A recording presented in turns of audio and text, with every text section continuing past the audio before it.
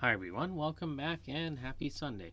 So, in this video, we're going to talk about a thing called mental health first aid, which is something you can actually get certified in now, just like a normal first aid certificate. And mental health first aid is the first step on a pathway to a person's recovery, like their road to recovery. And that's because it teaches you how to understand, recognize, and respond to someone who's experiencing a mental health issue or a substance abuse issue. Mental health first aid offers a simple 5-step plan called ALGEE, ALGEE, and it's used to help someone who is experiencing a mental health crisis. So, without any further ado, let's jump right into this video, and I thank you guys for tuning in. A. Assess for risk of suicide or harm.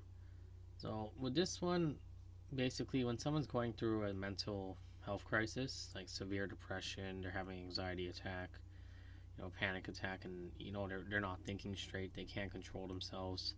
It's very important to look for signs of suicidal thoughts, behaviors, self-harm, and that's not essentially like cutting themselves, but that can also mean like potentially overdosing. Now, mental health first aid teaches you the signs of suicidal behavior and makes it clear that you should always seek medical assistance if a person's life's in danger. Even if it means, that person could end up hating you, like after everything's said and done, because you went and called an ambulance to send them to the hospital, and basically they might think that you think they're crazy or they're going to do something bad to themselves. But really, it's all about caring, right? If someone's life's in danger, or you think their life's going to be in danger, judging like according to the situation, call for help. That's the number one thing you should always do, is call for help if you feel you need it. L. Listen non-judgmentally. Now, that's a pretty simple thing to say, but when it comes down to it, listening, having an open ear, an open heart, open mind, and listening to them talk, listening to them vent to you if they need a vent, it's very important, because they need to feel like they have someone they can talk to. They need to feel like you respect them, you care about them, you understand what they're talking about. So it's pretty much, lending an ear and not being judgmental. And with that being said, the first aid training, it teaches you what might be helpful to say in such situations, including things like, you're concerned about them, how long have they been feeling a certain way, have they spoken to anyone before, right? And it also teaches you the flip side, which is what not to say. So the negative stuff, like don't tell someone who's depressed, to get over it, snap out of it, grow up, get your act together. Life isn't that easy, life is tough. Don't say those kind of things, because they're just going to make them feel worse, and they're going to set up a barrier, right? And that's also what the stigma is about, setting up like the barriers that people who suffer from mental health issues have to deal with. Give reassurance and information. Depression is real. It's also a treatable illness, which people can and do recover from. It just takes time, it takes patience, it takes commitment, right? So when talking to someone who has, or you think they have, symptoms of depression, approach the conversation with respect and dignity. Talk to them like you'd want to be talked to, and don't bash them. Don't make them feel bad for how they're feeling or what their symptoms are showing.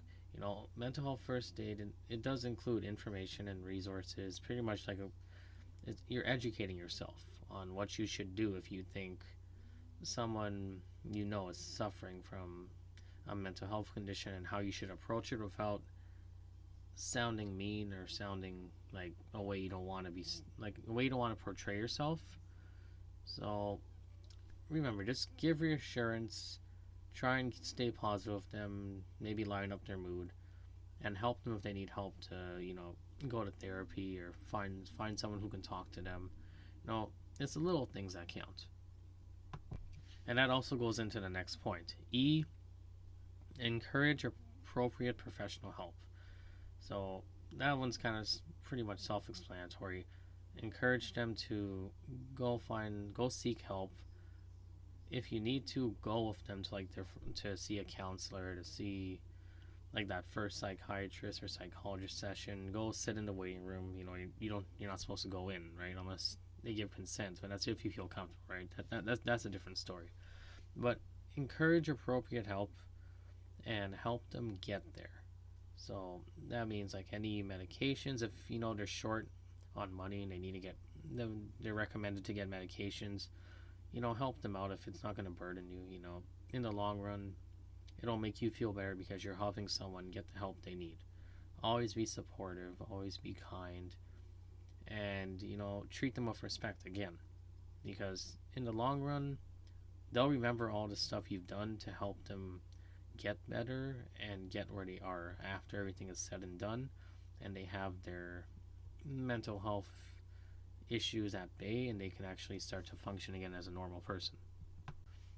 And also, that being said, too, the first aid training, the mental health first aid training for this section, they'll provide you with like local resources of where you can go, who to talk to, I guess free counseling, emergency services, like when it comes to like if you need to go to a hospital like that specializes in mental health issues. They'll give you all that kind of stuff. And that's pretty much it for that point. The last one is kind of the same thing a bit. Encourage self-help and other support strategies.